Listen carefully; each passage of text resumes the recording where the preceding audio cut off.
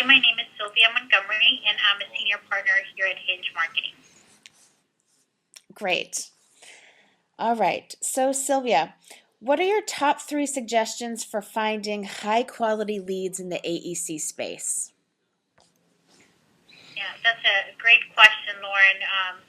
When I was giving some thought as to how I would answer the questions for you, I tried to think of what are things that either firms are doing effectively, or what are some things that maybe they're completely missing the boat out on.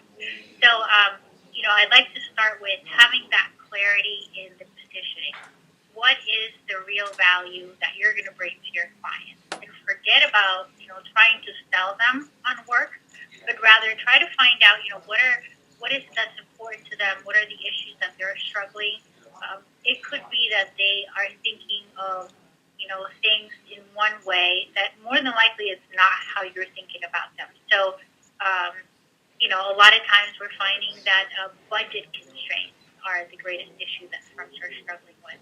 Well, that doesn't necessarily align exactly with services, but I'm pretty sure that in a conversation you're going to find out that the services that you offer can help clients with budget constraints. So, having that clarity in the real value that you can bring, and selling less and more about, um, speaking to what those issues are.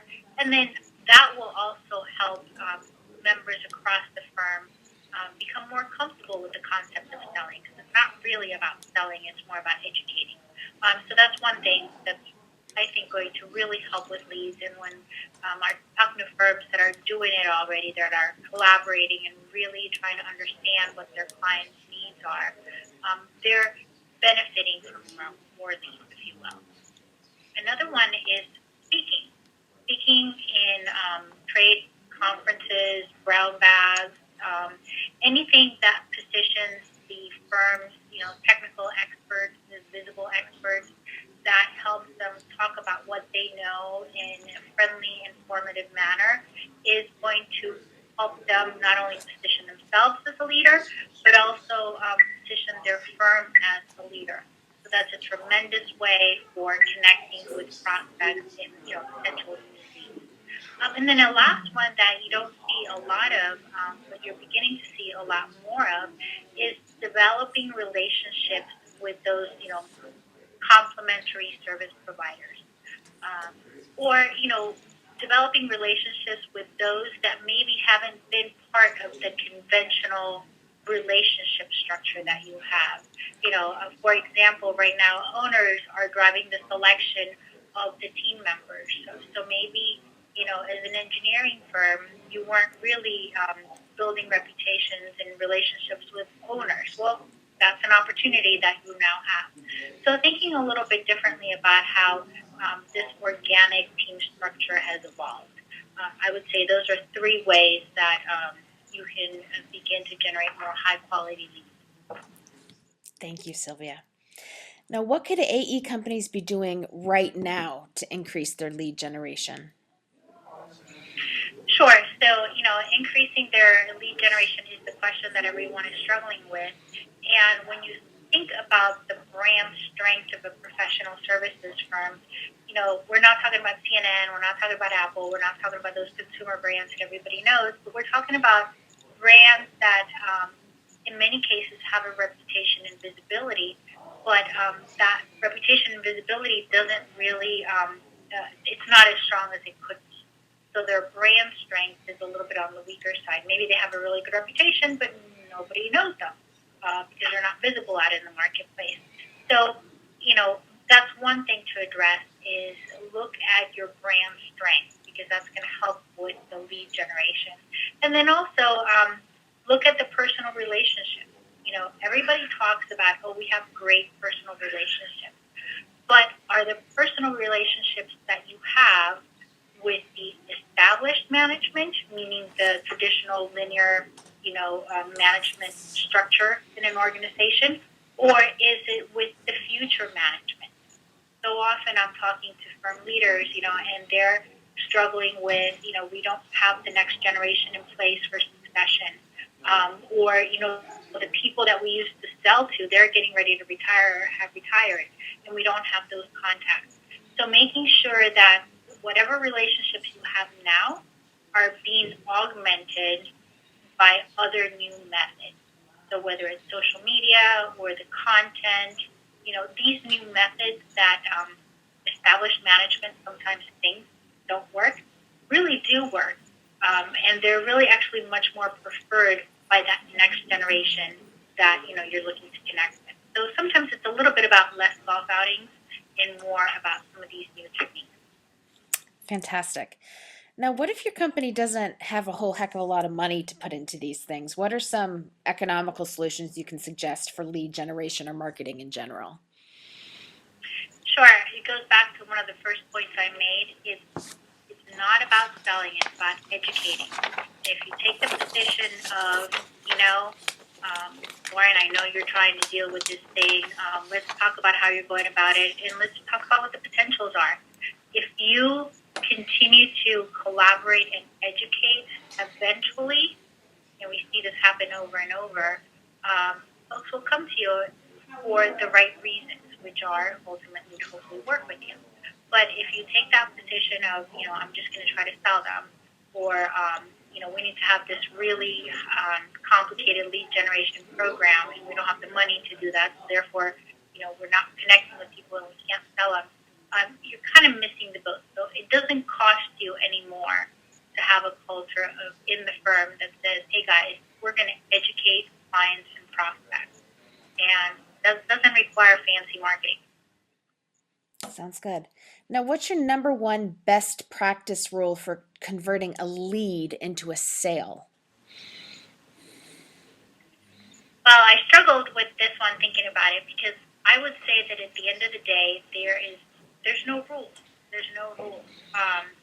The best way to convert a lead into a sale is to demonstrate that you can do the work. On one hand, you're almost a cheerleader. If you've done this work before, you should know that you can get it done. And sometimes a lot of the firms, a lot of the clients that you have, maybe this is the first time they're going through this. They don't know that it can be done. They don't know that these are the common issues that surface.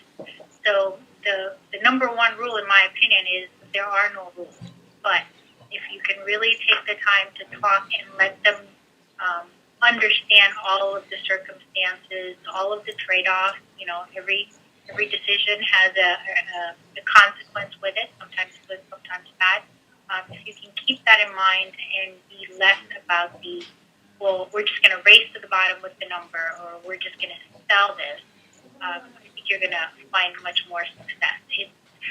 Buyers of professional services are very educated today. Many times, well before they put that short list together, they've already pre-qualified the prospective firms that they're looking to partner with. And that is transcending, the industries within professional services. So, those days of, we can kind of maybe fake it and they won't really know that we don't really know that, those days are over. So the more genuine and the more transparent you can be and conversational, that's going to go a long way in helping you get that sale. Great advice. Thank you. So, what do you think is the biggest mistake that AE companies are doing right now in their lead generation efforts? What do you think they should not be doing? Well, a couple of things I'm seeing, for example, and these are real life, scenarios, is that they'll say, well, we're reading that you can actually generate leads from your website. So we're going to launch our website and we want it to generate leads. Well, that's a good first step because you need to have a really strong website that really represents the value, communicates that value, clear messaging, all that kind of good stuff.